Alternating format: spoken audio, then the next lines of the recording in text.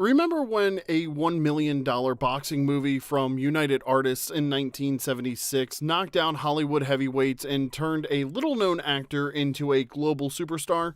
Before the sequels, before The Robot, before the Cold War showdowns and the Creed legacy, there was just a struggling actor named Sylvester Stallone, a then new Steadicam, and a story about a South Philly nobody who just wanted to go the distance. Directed by John G. Avildsen and starring Sylvester Stallone, Talia Shire, Burt Young, Carl Weathers, and Burgess Meredith, Rocky wasn't supposed to beat Taxi Driver, Network, or All the President's Men at the Oscars, but it did. And behind the training montages, frozen meat lockers, and that legendary run up the museum steps is a collection of stories somehow even more unbelievable than the movie itself. Today, we're counting down 15 weird facts about Rocky you didn't know. Stick around for number 1, because the most motivational anthem of all time was basically recorded on lunch money. Now, it's time to rumble, so let's get into the countdown with number 15, the $360,000 gamble. Stallone bet on himself and didn't blink. In March of 1975, Sylvester Stallone was 28 years old, flat broke, and practically invisible in Hollywood. He had a pregnant wife, $106 in the bank, and had just done the one thing he swore he'd never do. He sold his dog. Butkus was a 140-pound bull mastiff, Stallone's only real companion. But he couldn't afford dog food, so he sold him to a guy named Little Jimmy outside a 7-Eleven for $40. He later said he walked away crying, feeling like he'd given up the only creature on earth who actually believed in him. Then he watched a boxing match with an underdog coming closer than he should at a chance of victory. Something clicked. Stallone hammered out the first draft of Rocky in about 3.5 days. Hollywood loved the script. Producers Irwin Winkler and Robert Chartoff brought it to United Artists, who offered Stallone up to $360,000 for it. The catch? They didn't want him. They wanted Robert Redford, Burt Reynolds, James Caan. Stallone said no to all of it. So, United Artists caved. Barely. They let him star, but slashed the budget to just over $1 million. He took home roughly $20,000 for the screenplay and $350 a day as an actor. Chartoff and Winkler put real personal financial pressure behind it to keep the movie alive. Rocky grossed approximately $225 million worldwide and turned a guy Hollywood wouldn't return calls to into a global superstar. And the first thing he did? He went back to that 7-Eleven and waited 3 days until Little Jimmy showed up. Jimmy cranked the price to $15,000, Stallone paid it, and threw in a small role in the movie just to close the deal. The loyalty you saw in Rocky Balboa, that wasn't a character trait, that was Sly Stallone. Number 14, the first draft of Rocky was dark, like really dark. The Rocky you love, that sweet, mumbling, big-hearted underdog, well, that guy almost didn't exist. Stallone wrote the first draft in about 3.5 days with a Bic pen and legal pads. He reportedly spray-painted his windows black so he wouldn't know if it was day or night. That first version read like a completely different movie. Mickey was cynical and exploitative. Apollo Creed was originally written as a Jamaican, and Rocky? Not exactly the lovable lug who talks to turtles. He was angry, bitter, and mean, and in at least one early version, Rocky throws the fight on purpose and uses the payoff money to buy Adrian a pet store. No going the distance, no screaming Adrian's name, just a fixed fight and a cash grab. The person who saved it was Stallone's wife at the time. She pushed him to soften Rocky, lean into the sweetness, and build out the love story with Adrian. Most of that original draft didn't survive, but Rocky went from a bitter, compromised fighter to a guy who just wants to prove he's not a bum. Number 13, the real Rocky was a bleeder from Jersey who sued for his cut. Remember how he said a boxing match helped shape Rocky? Well, it wasn't just any old rumble on March 24th of 1975. Stallone was watching Muhammad Ali defend his title against Chuck Wepner, a brawler from Bayonne, New Jersey, nicknamed the Bayonne Bleeder. Wepner was somewhere between a 30 and 40 to 1 underdog. No one expected him to survive 3 rounds. But round after round, Wepner kept standing. A little bit. Knocked him down. He's been knocked down three times in his career. Then, in the 9th, he landed a stiff shot to Ali's ribs and sent the champ to the canvas. Wepner later said he turned to his manager and said, "Al, start the car, we're going to the bank. We're millionaires." He wasn't. Ali stopped Wepner via TKO with just 19 seconds left in the final round, but the inspirational damage was done. Stallone went home and started writing. Not about a guy who wins the belt, but about a guy who stands up when the whole world expects him to stay down. Now, here's where it gets a bit messy. For years, Stallone resisted crediting Wepner as the direct inspiration. Meanwhile, Wepner was doing autograph signings as the real Rocky, telling anyone who'd listen that his life story was on the big screen and nobody was cutting him a check. According to Wepner, Stallone even invited him to audition for Rocky II, but the bleeder bombed the reading. According to Wepner himself, he showed up after 2 days of partying with a couple of go-go girls in tow. By 2003, Wepner filed a lawsuit. The two settled out of court in 2006, just in time for Rocky Balboa to hit theaters. So the real Rocky finally got his payday. It just took about 30 years and a team of lawyers to go the distance. Number 12, Rocky accidentally invented the modern movie camera move. In the mid-1970s, a cinematographer named Garrett Brown developed a contraption he called the Steadicam. Before that, filmmakers had two choices: shaky handheld chaos or cameras bolted to heavy steel tracks. Brown's proof of concept footage was simple: his girlfriend running up and down the steps of the Philadelphia Museum of Art. Nobody in Hollywood had ever seen anything like it. When director John G. Avildsen saw that footage, he knew immediately that's how you film an underdog chasing something bigger than himself. So on a freezing morning in early 1976, Brown strapped on this weird mechanical rig and chased Stallone up those 72 stone steps. Just guerrilla filmmaking and a guy in a gray sweatsuit outrunning technology that barely existed yet. That smooth, floating shot of Rocky throwing his arms in the air? Completely impossible before the Steadicam. The camera became a silent training partner, running with Rocky through the Italian market, gliding beside him at the shipyard, and making a $1 million movie feel like a myth. Rocky was among the earliest feature films to use the Steadicam, alongside Bound for Glory and Marathon Man. But Rocky is the one everybody remembers, because nobody was watching those other two and thinking, I want to run through a wall right now. Number 11, the training montage was basically run before the cops show up. When you watch Rocky sprinting through Philadelphia, it looks epic, inspirational, and cinematic. What it actually was a production running on fumes trying not to get arrested. They couldn't afford to shut down streets or hire police escorts, so Avildsen, Steadicam operator Garrett Brown, and Stallone literally piled into a van, cruised through the city, spotted a good location, jumped out, filmed Sly running, and get out before anyone official noticed. That famous museum steps run, that was shot at dawn to beat the city waking up. Both versions, the sluggish early attempt and the triumphant gonna fly now finish, were filmed during the same early morning shoot window. The orange toss? Stallone has described much of the montage as improvised with real locals. Whether that famous moment was completely spontaneous or loosely coordinated, nobody expected it to become one of the most replayed moments in film history. Now, did they have permits for some shots? Sure. But for the most part, the best practice with filming was move quickly. Number 10, the meat locker scene hurt because it actually hurt. You know exactly which scene I'm talking about. Rocky walks into a freezing meat locker, squares up to a hanging side of beef, and starts swinging like the cow owes him money. That wasn't foam, nor was it rubber.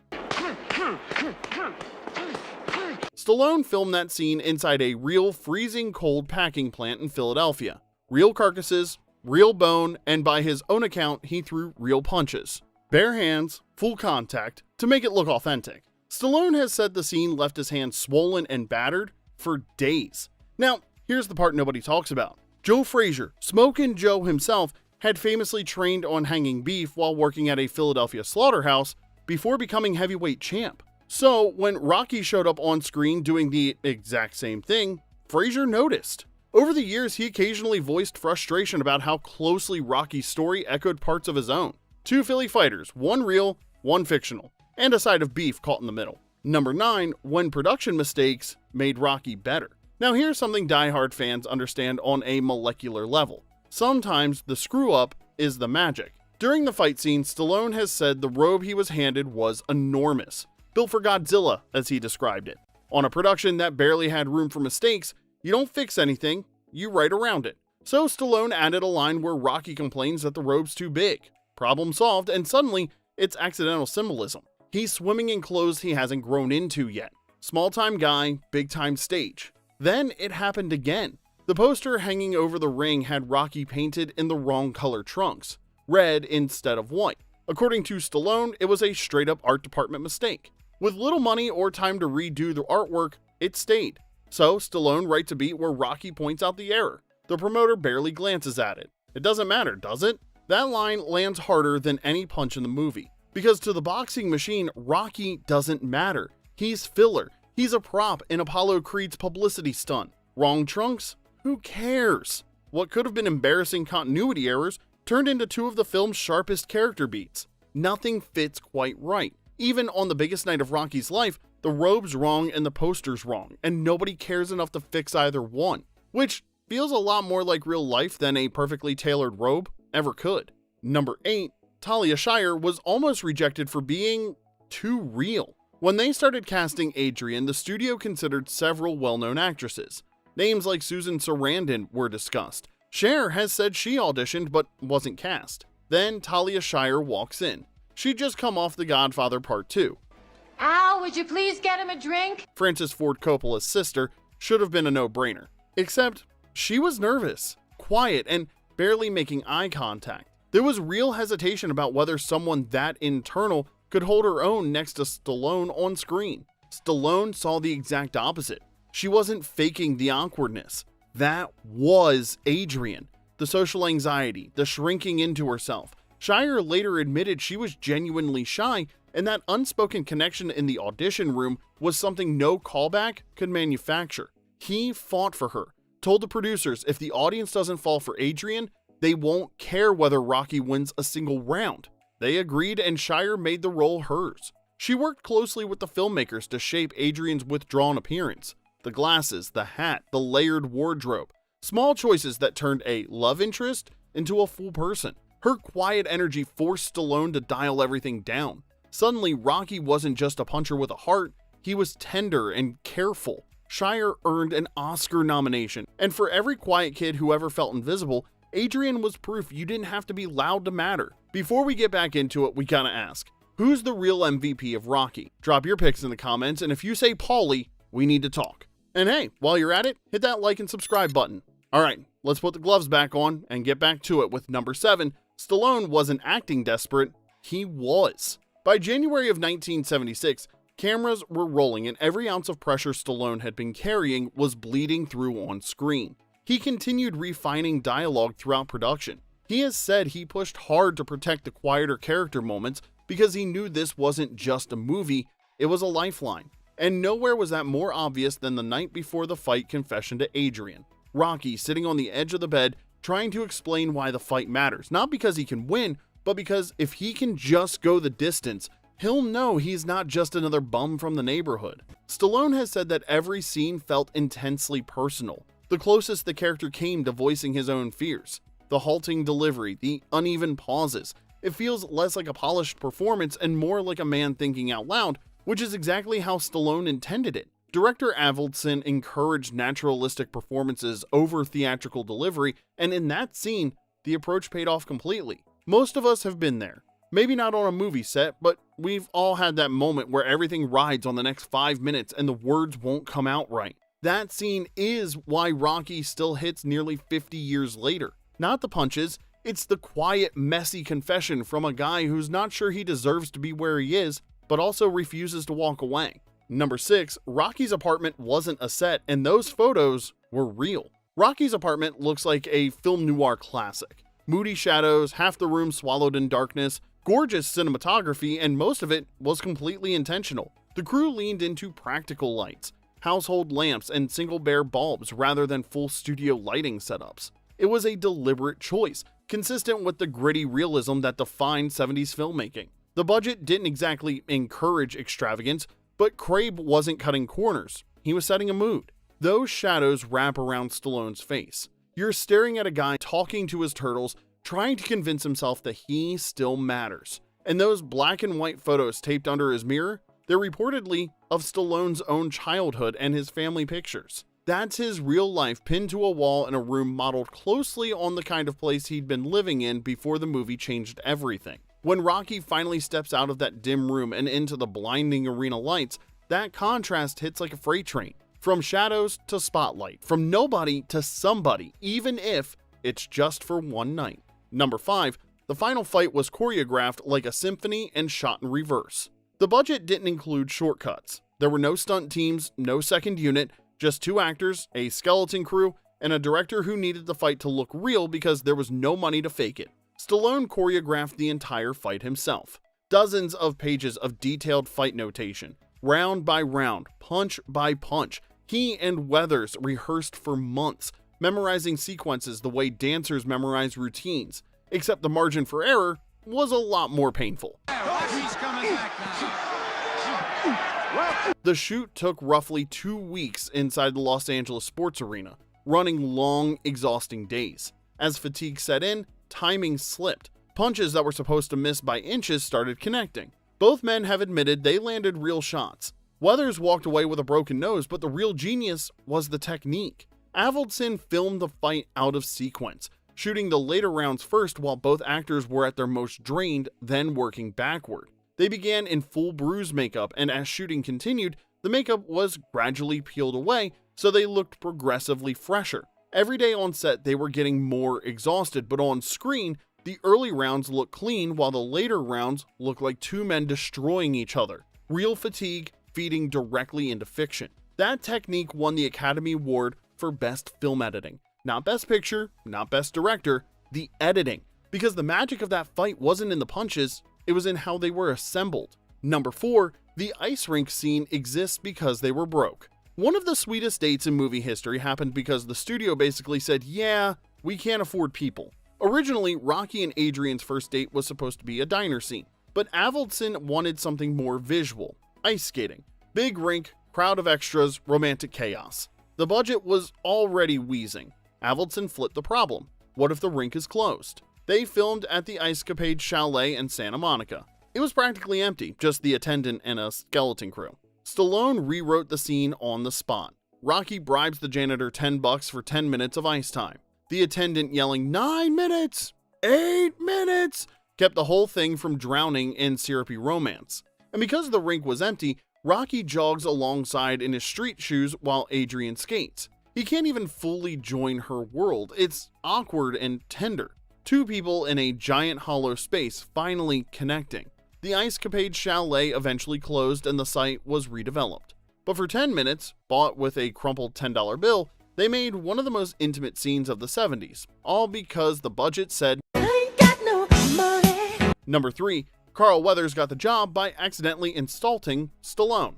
In walks Carl Weathers, former Oakland Raiders linebacker, confidence turned up to 11. He wants the role, but there's nobody to read with except the writer, some guy named Sylvester Stallone, who Weathers didn't realize was also the film's star. So they spar. Weathers doesn't fake it. He throws real shots and catches Sly clean. Stallone later joked about how different their physiques were. Weathers looking like a Greek god while he felt very human by comparison. After the read, Weathers turns to the producers and says, "I could do a lot better if you got me a real actor to work with." He just insulted the writer, the star, the guy whose entire movie this is. Weathers had no idea. He thought Stallone was a stand-in they grabbed from the hallway. Stallone could have thrown him out, but instead, he loved it. That swagger and casual arrogance, that's Apollo Creed down to the bone. Stallone later said the comment told him everything he needed to know. Weathers had Apollo's confidence. Weathers later laughed about it in interviews, saying the blunt comment may have actually helped him land the role. If he'd walked in polite and humble, we don't get Apollo. We don't get the electric rivalry. We don't get the showman who picks Rocky Balboa out of a book because he likes the nickname. Sometimes in Hollywood, playing it safe gets you a callback, and sometimes insulting the boss gets you the role of a lifetime. Number 2, Rocky almost ended quietly. The ending of Rocky almost didn't hit in the way we remember it. Early cuts of the film reportedly felt more subdued. The emotional payoff wasn't fully there yet. After 2 hours of blood, sweat, and underdog grit, the movie just sort of exhaled and stopped. The original poster, Rocky and Adrian walking away, captures that quieter tone. A love story, sure, but not the gut punch the film needed. In post-production, producers Irwin Winkler and Robert Chartoff pushed to heighten the finale's emotional impact. Avildsen filmed the revised ending in tight close-ups with a handful of extras. No wide shots, no sweeping crane moves, just chaos, noise, and 2 people trying to find each other. And that's where the ending found its heartbeat. The desperate, cracked voice scream, "Adrian!" It wasn't about the judges or the belt. It was about finding the one person who believed in him before anyone else did. And Adrian, pushing through the crowd, screaming, "I love you," before he can even finish asking where her hat went. That's a love story ending disguised as a boxing movie. The refined finale gave Rocky the emotional release the whole film had been building toward. Without that ending, it would have been respected, but it wouldn't have been unforgettable. Number 1, Gonna Fly Now was basically made on lunch money. Now here's the thing about the most motivational song ever recorded. Nobody involved thought it would matter. Bill Conti wasn't a legend in 1976. He was a working composer who got the job because he was affordable and had worked with Avildsen before. The music budget was so thin it barely qualified as a budget at all. Conti's first pass was moody, melancholy, because in that version of the story Rocky loses and it's over. Just another sad ending for a sad nobody. Then Avildsen told him to flip it, less funeral but more fire. The lyrics? About 30 words, written by Carol Connors, who'd been part of the Teddy Bears and their #1 hit To Know Him Is to Love Him way back in 1958. It was recorded quickly with limited studio time and a budget that wouldn't cover a catering lunch today. Nobody expected a pop hit. They were just trying to finish the movie. Then, Gonna Fly Now climbed to #1 on the Billboard Hot 100 on June 18th of 1977,